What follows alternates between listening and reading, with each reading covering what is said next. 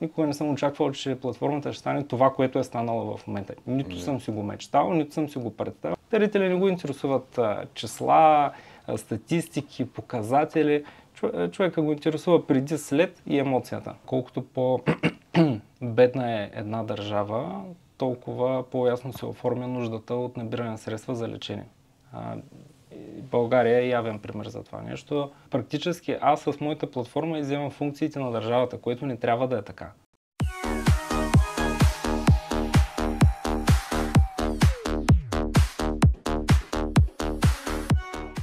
Здравейте, уважаеми дами и господа, вие сте с поредния епизод на подкаст Марица. Днес мой гост е Павел Андреев. За мнозина, според мен, твоето име е популярно, за част от аудиторията може би не, да кажем за тях. Ти си създател и собственик на най-успешната платформа за благотворителност, която се занимава с медицински каузи, с социални каузи. Така че аз мисля темата, за която днес ще говорим, ще бъде много интересна. Приятно ми е, че си тук. Здравей! Здравей! И на мен ми е изключително приятно, че ще мога да разкажа за моята работа пред аудиторията на Марица. На ти, ако може да си говорим. На ти. Дай да започнем оттам. Откъде един строителен инженер тръгва да се занимава с благотворителност, да прави платформа, тя става високотехнологична, тя е най-успешната платформа към днешна дата в България? Това не става по начина, по който ти го казваш. Сядам, мисля с какво искам да се занимавам и решавам, че правя платформа и решавам, че ще стане най-голямата. Изобщо не е била такава идеята. Моята идея беше тъй като имам приятели в различни точки на света и различни точки на България, и ние по Коледа имахме традиция да събираме малка сума пари, чрез която да си направим веднъж в годината кампания от различен тип, но говорим за 1000-2000 лева. И тъй като в един момент стана много трудно, ти ми преведи пари така, дай ми ги на ръка, и почна да става хаос с сумите, и затова реших това нещо да го дигитализирам. Наех едно момче и направих едно малко сайтче, което беше изцяло за моите нужди, да могат с моите приятели да събираме пари и всичко да се вижда, да е ясно и нагледно. Така започна всичко. Изобщо идеята не е била да става това, което стана в момента. Но след като пуснах сайта, някак си вече нямам спомен, с мен се свърза една жена, която искаше, по някакъв начин е видяла сайта и искаше да организира кампания. Ставаше въпрос за две дечица, като единият родител беше починал, това беше по COVID времето, другия родител е починал от COVID, те остават сираци, щеше да ги гледа баба им, тя е сама. Това е ясно, че е много така тежка, неприятна житейска ситуация. И тази жена, или аз си предложих, или тя ми предложи, вече нямам спомен, каза, дай да пуснем кампания за тия дечица. 3, 4, 5 хиляди лева, колкото се съберат тук от нашия приятелски кръг, да може дигитално хората да видят, че им постъпват даренията и после да качим платежните документи, как сме ги похарчили. И всъщност тази кампания, така да го кажа, избухна в социалните мрежи. Вместо 2-3 хиляди, мисля, че събраха около 9 или 10 хиляди лева. И това беше началото на платформата. Оттам много хора чуха за нея, започнаха да се свързват с мен. От тази кампания се свърза и една жена с мен, която в момента работи за фондацията и за платформата. Всъщност това беше началото, но изобщо не е била това идеята. То стана от само себе си органично. След това започнаха поетапно да постъпват запитвания за различни кампании. Хората казаха, ти организираш кампания. Аз не организирах кампании, но всъщност хората в нужда имаха нужда някой да им помогне. Аз казах, окей, сега, като всеки нормален човек и при теб, ако някой дойде и каже, помогни ми, имаш възможност, помогни ми, не финансово. Дай ми тази платформа, удари ми едно рамо, да имам нужда. В началото основните кампании бяха за набиране на средства за бъбречни трансплантации на деца. Не знам как, просто така се случиха нещата. И аз си казах, окей, направил съм платформа, моите приятели ще дарят, техните приятели ще дарят. Нека да използваме. На мен нищо не ми коства. И всъщност така поетапно започнаха да се появяват все повече и все повече кампании за лечение или различни видове социални каузи. И това нещо, първоначалната му идея беше на 100% аз да си го финансирам. То нямаше и нужда от някакво външно финансиране, тъй като сметката месечната не беше особено голяма. Но с постъпването на все повече и повече кампании, с увеличаването на дарените средства, се усети много бързо, че има нужда от екип, има нужда от развитие. Тоест имаше два пътя. Нали? Единият път беше да го оставя в състоянието, в което е. Другия път беше да започна да го развивам. И всъщност в разговор преди малко ме попита как от човек с хубава работа в строителството решаваш да преобърнеш живота си. И това, което ти отговорих е, че когато виждаш как хора разчитат очакват от теб, защото те не толкова идваха заради платформата и заради софтуера, аз ги усетих, че те всъщност идват за да се опитам аз да им помогна. Много от тях вече бяха опитали да организират своите благотворителни кампании, не се бяха справили, други изобщо не знаеха откъде да започнат и изпитваха притеснение. Аз го усетих това нещо и някак си вътрешно коментирахме пирамидата на Маслоу. Може би в този момент аз съм бил достатъчно озрял за това нещо и си казах, ще го направя.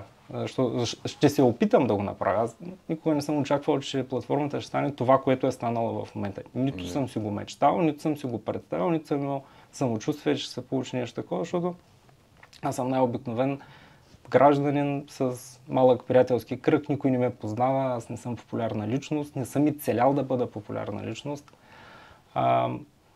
И това беше началото. Според теб какво прави твоята платформа толкова успешна? Дали не е това, че в битката за пари и битката за доверие вие не сте спечелили най-вече тая битка за доверие и това да ви изстреля така? Аз много пъти съм се задавал въпроса всъщност как се получи това, което се получи. Да, аз задавам също. Да, как от никой всъщност става най-голямата платформа в България. И няма просто отговор на това нещо.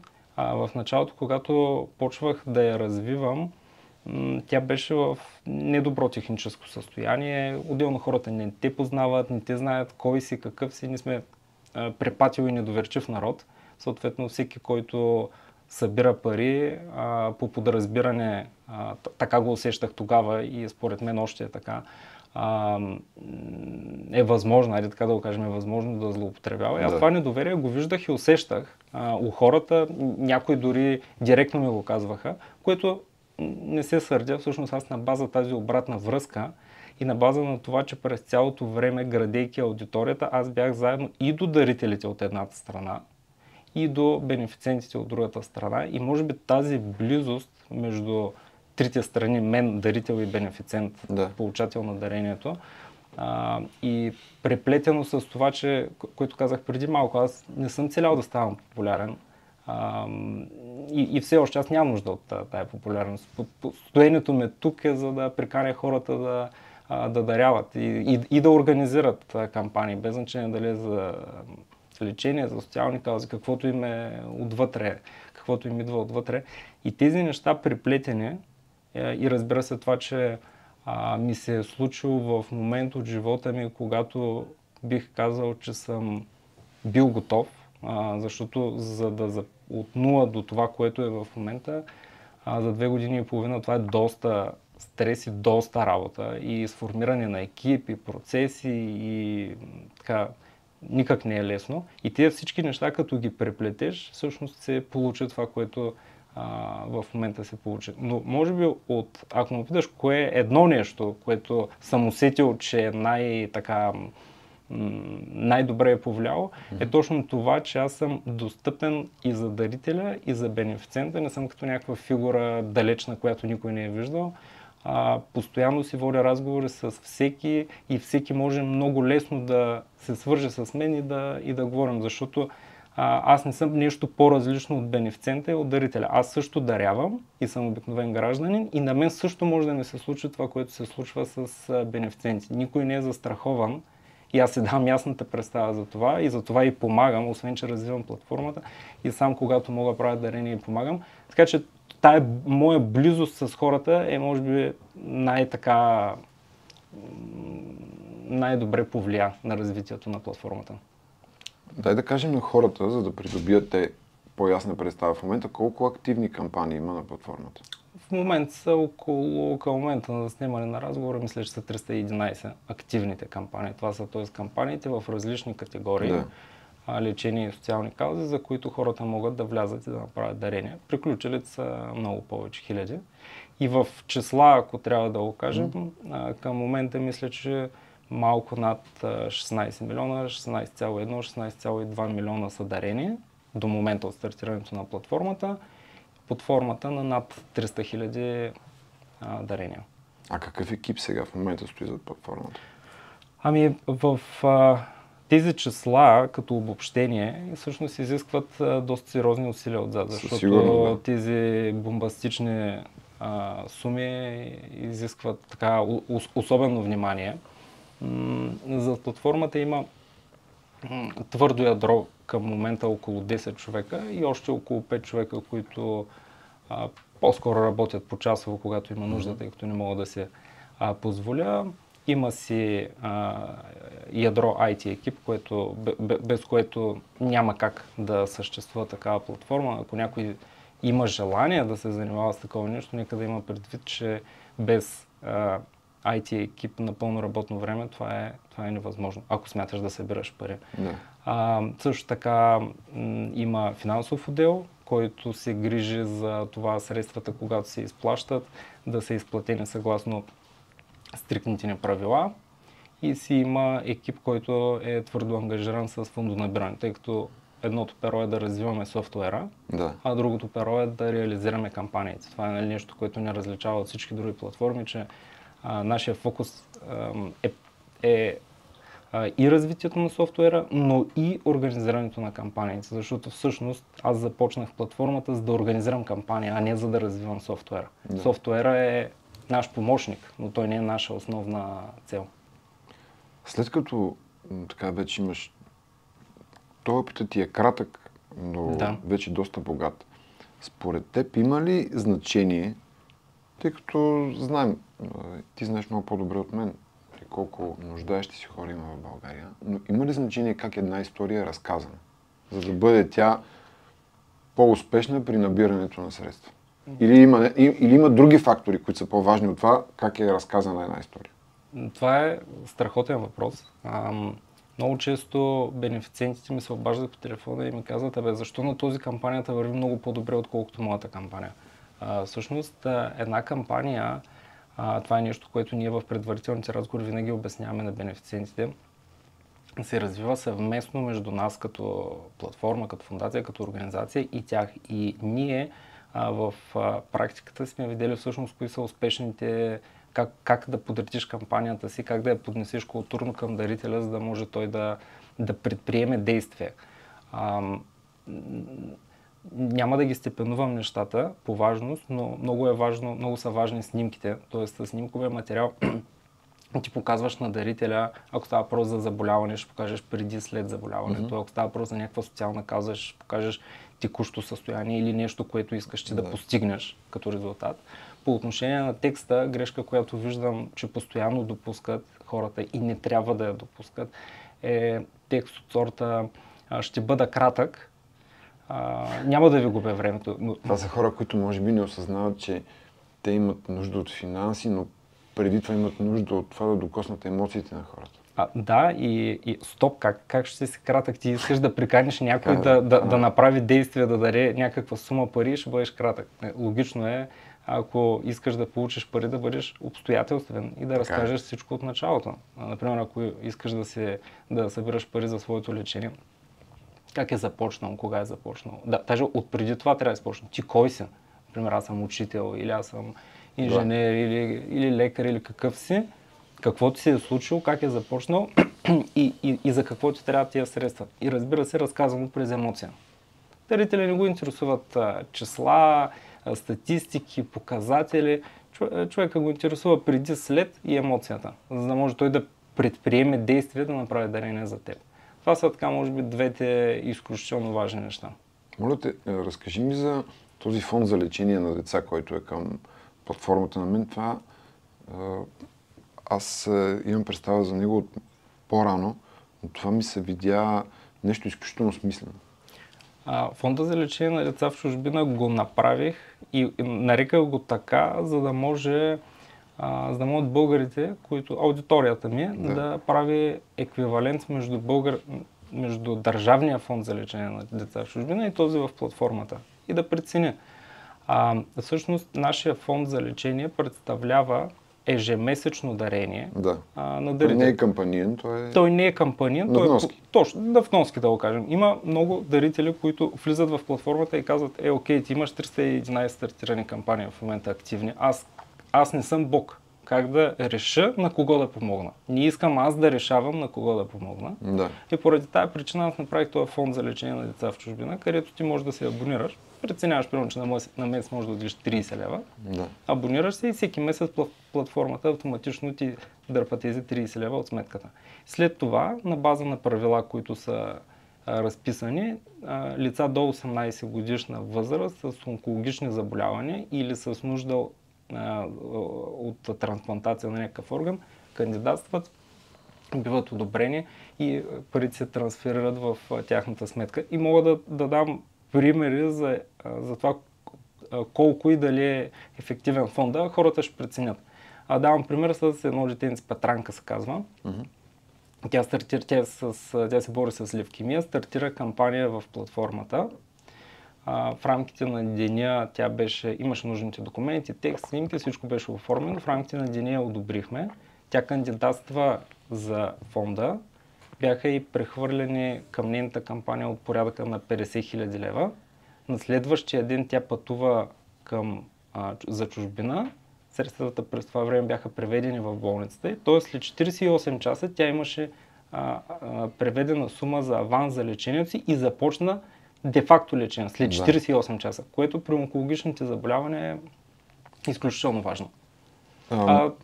За Държавния фонд за лечение хората няма нужда да обяснявам. Кандидатстват, чакат с години. Ясна е работа. Ясна е работа, но по-скоро това исках да го кажа с препратка към хората, които администрират този фонд. Просто нека да оптимизират процесите, за да няма нужда от моя фонд за лечение. На мен много силно впечатление ми направи твоя фонд за лечение на деца. Това е нещо като СОС, отряд за бързо реагиране. Точно така. Това е много, много точно описание. Което е много важно. Защото дори това, че човек не може да избере точно на кой да даде парите и затова ги слага в този фонд, според мен не е от първостепенно значение, т.е. че той има тази опция. По-важното е, че има някакви пари, които веднага могат да се ползват. Което е жизненно важно за определени заболявания, да не кажем, може би за по-голямата част. Средствата са жизненно важни за всички, но определено има заболявания, при които нещата се развиват за часове и за дни, така че това е идеята на този фонд. Кажи нещо за прозрачността на вашата платформа. Това е много важен въпрос за хората, които ни гледат. Как постигате тази прозрачност, така че хората наистина да ви имат доверие? Добре, тъй като платформата сме я структурирали и в момента в България тя е силно насочена към кампания за набиране на средства за лечение на хора и поради огромните суми, които постъпват, сме структурирали такива разплащателни опции за бенефициентите, които от една страна да бранят средствата на дарителя, т.е. той по всяко време, когато ми звъни по телефона и ме пита къде се и какво се случва с средства, аз да мога да му отговоря. И от друга страна да са изключително удобни за бенефициентите, а именно най-използвания метод, може би над 90 или над 95% от хората, които имат кампании за лечение в платформата, го използват, те превеждат средствата директно към болниците. При превода, при одобряването на плащането, под формата на новина в кампанията на всеки се появява и документа, по който сме направили въпросното плащане. Там се вижда сума, транзакционна такса, към коя болница, сметки, абсолютно всичко е видно там. Втория вариант е по дарителска сметка и има трети, това почти вече не се използва този вариант по дарителска сметка, и третия вариант е средства, които се превеждат в личната сметка на бенефициентите, но тук са много така сериозни нашите правила. Това са средства за разходи, съпътстващи лечението, като например лекарствата са такива разходи. Бенефициентите ги закупуват на място и представят платежен документ, където пише имената на бенефициента и ние им ги възстановяваме в личната сметка. Смисъл на това нещо е от една страна, че много трудно можеш да превеждаш средства към аптеки. Това не работи това нещо. И другата идея е, че човека ги плаща и трябва винаги да има оборотни средства за такива съпътстващи разходи в личната си сметка, тъй като постоянно се купуват лекарства, допълнително болнично оборудване, протези, ортези, доста са нещата. Пак във връзка с прозрачността да ти питам, последните, не знам, може би, ще да кажа месеци, но може би няколко години, има бум на измамите при тези благотворителни кампании. Може ли да обясниш простичко на хората как да разпознават измамите от истинските кампании? Да, за съжаление има бум на тези измами. Хората виждат, че българите са състрадателни и искат да помагат и съответно има хора, които искат да се възползват от това нещо. Винаги съветвам дарителя да гледа няколко белега. Единият е наличието на медицинска документация. Паралел с нас няма да ти одобрим и няма да приемем кампанията ти, ако ти нямаш достоверна медицинска документация. Това е задължително, защото всеки може да каже, че има заболяване, но това заболяване трябва да бъде подплатено с документи. Особено в случаите, когато ти не познаваш човека, виждаш просто един пост в социалните мрежи. Снимките също са от огромно значение. Особено измамите обикновено стават с снимки на дечица, онкологично болни в безпомощно състояние. Не бързайте да си пускате парите. Изчакайте големи медии като Марица да споменат кампанията. Изчакайте тази кампания да се появи при мен в платформата. Не бързайте още като видите поста да пуснете средства. Реално за благотворителната кампания, дали парите, ако тя е пусната днес, дали ще се преведат парите днес или след 2-3 дни, когато имаш на английския social proof, на български доказателство в обществото, да го наречем, че тази кампания е реална и легитимна, 2-3 дни не е от особено значение, тъй като когато човек ще заминава за лечение в чужбина, той има редица документи, които трябва да извади и той е много трудно от днес за днес, ако е неподготвен да замине. И следващото нещо, винаги в поста се оставят канали за дарения. Много е важно да се направи паралел, дарителя да знае разликата между лична и дарителска сметка. Дарителската сметка се доказва с договор за открита дарителска сметка и средствата в дарителската сметка се харчат съгласно общите условия на банката. Може да се каже, че банките в България, не всички, но така бранят, да го кажем, дарителските пари. Както аз преди малко казах при нас какви са правилата, банките също имат свои правила. Дарение по лична сметка с основание дарение за лечение не гарантира, че средствата ви ще бъдат използвани за лечение.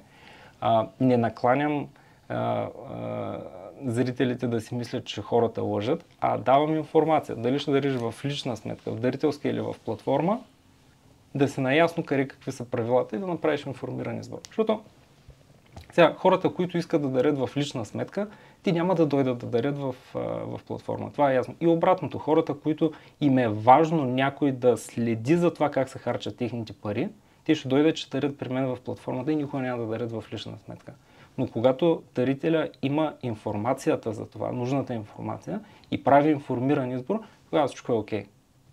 Това, което ми разказваш е от опита, който имаш последните няколко години или е от опита за измами, които ти си хванал и предотвратил в твоята платформа? Ами аз още преди да направя платформата съм се дарявал Да. и за себе си съм направил своето проучване, но сега от позицията, от която съм, съзнанията, които съм имал и които съм добил по време на развитието на платформата, много държа, съм видял, че дарителите всъщност нямат ясна информация за тези неща и държа да го кажа. И те оттам нататък да направят своя избор. Защото и при нас в платформата е имало опити за измами, хора са пробивали нашите вътрешни правила, но на изхода, когато ние трябва да разплатим парите съгласно нашите правила, ние сме разбирали, че дадената кампания е измамна. И такава беше кампанията с едно детенце Андрей, онкологично болно, където те знаеха нашите правила, преминаха през всички точки, практически нямаше как да не одобрим кампания. Защото аз не отказвам кампания. Ако твоята кампания е изрядна, аз ще я одобря. Защото искам да ти дам да използваш платформата и ако мога да ти помогна, да ти помогна. Те минаха правилата, излъгаха, но на изхода, когато трябваше да преведем парите, една от проверките звъним в болницата и питаме има ли го този пациент и тази банкова сметка на вашата болница ли. И това беше момента, в който и по-рано се усетихме, но това беше твърдото доказателство, информация, че това е измама. Но парите бяха при нас, ние свързахме с дарителите, аз щях да възстановя, бяха около 80 000 лева, щях да върна парите на всички хора, но те пожелаха парите да се трансферират към други кампании. Те казаха по кои кампании, парите се прехвърлиха към други кампании. Но ако това нещо беше станало извън платформата, по лична сметка, те 80 000 лева нямаше да ги има. И аз мога тук да говоря един час за такива конкретни случаи, които съм виждал. Тия пари просто потъват. И това е доброволен акт. Ти даряваш по лична сметка на някой. Ти правиш доброволен акт. Тоест, край. Тия пари вече ги няма. Добре, искам нещо да те питам. Той е малко по-така, да кажем, философски погледнато. Според теб има ли пряка връзка между благотворителността, която се прави в една държава и самата държава, т.е. развитието на тази държава? С други думи, правилно ли имам наблюдение, че колкото една държава е по-бедна, да го кажем, толкова по-благотворителните кампании са по-вървежни. И обратното. Колкото една държава е по-устроена, толкова тези благотворителни кампании са или по-свити, или на друго ниво. Да, има пряка връзка. Колкото по-бедна е една държава, толкова по-ясно се оформя нуждата от набиране на средства за лечение. България е явен пример за това нещо, Румъния е явен пример за това нещо и още няколко европейски държави. По-развитите държави фондонабират за коренно различни неща от това, което се събира. Ние за какво събираме в България? Събираме за лечение на хора, като наближат коледните празници, набираме средства, за да подпомогнем с топла вечеря или топъл обяд възрастни хора. И тук-там някоя кампания се появява за образование. Това е за което събираме. В другите държави е коренно различно. Там се набират средства за изследователска дейност, за проучвания, за намиране на лек за рака и какви ли неща. Тук доста мога да обяснявам. Тоест има пряка връзка. Колкото едно общество е по-развито, по-зряло, толкова за как да ги нарека, не знам точната дума, коя, но коренно различни са. Реално аз с платформата... Колкото едно общество е по-зряло, доколкото ще разбирам, толкова кампаниите не са толкова базови. Точно така, много точно. Толкова не са базови и практически аз с моята платформа изземам функциите на държавата, което не трябва да е така. Защото навънка платформите се ползват, за да се помогне на учен, но този учен той няма нужда от финансиране от държавата. Там се събират група хора, които му дават пари, за да може той да извършва своята изследователска дейност. Тук какво правим? Събираме пари, защото хората трябва да ходят да се лекуват в чужбина. Да, в тая връзка много е интересно какво мисли човек като теб за коледните кампании. Аз имам мнение по въпроса, ще го кажа после, ако искаш. Да. То не е изцяло положително. Аз И преди Коледа, и след Коледа, и на Коледа, и всеки ден, тъй като аз работя 7 дни от седмицата. Не, аз не говоря за твоите... Не, при теб има системност. При мен има системност, но кампаниите винаги имат нужда от средства. И когато дойдат празниците, някакси хората тогава се сещат, че трябва да помогнат, но всъщност, например, хората, които имат заболяване, те нямат нужда от средства само на Коледа. Те имат нужда от средства и на 1, и на 2, и на 3 януари. Така че, но това е съвсем нормално. В крайна сметка, проблемите на другите не са проблемите на дарителите. И аз се радвам, че при мен ядрото, да, малко по-активно е по празниците, но не е чак толкова по-активно заради Коледа. Твоето мнение? Какво е за коледните кампании? Моето мнение с една дума е, че според мен в такъв тип дейност има нужда от система. Няма нужда от Коледа и Великден. Защото на Коледа и Великден да, може да помогнеш на някой, но не можеш да решиш проблема генерално и системно. Системният проблем се решава, когато ти помагаш на тези хора ежедневно. Държавата се сеща за голяма част от тези хора само на празници. И това е много жалко. Аз дори ти споделих нещо, което така преди да започне нашия разговор и пак ще го кажа. Аз откакто имам съзнателен живот, в България се събират пари за ковиози. И тези ковиози все още ги няма. А пък аз вече не съм първа младост, което е жалко. Истината е, че и коледните кампании, и моите кампании могат да бъдат, бих казал, с лесно приключени с волята на и тези кампании, за които ти обясняваш за линейки и ковиози, могат да бъдат много лесно прекратени, ако държавата има воля. И аз това го кажа, че много бих се радвал, ако аз дръпна шалтера на платформата и държавата така се е структурирала лечението, че... Ти няма да дръпнеш шалтера, ти ще я дигнеш на друго ниво. Аз няма да го дръпна, но наистина ми се иска да събираме пари за друг вид неща, а не за лечение на нашите сънародници, при положение, че това нещо е решимо от държавата. Това е решимо от държавата. Има нужда от повишаване на квалификацията на специалистите. Те не са зле, но аз виждам в чужбина какви са. Има нужда от апаратура и от няколко сериозни болници. Дай към края няколко по-светли въпроса. Добре. Виждаш ли си с хората, които са минали през платформата, излекували се и така?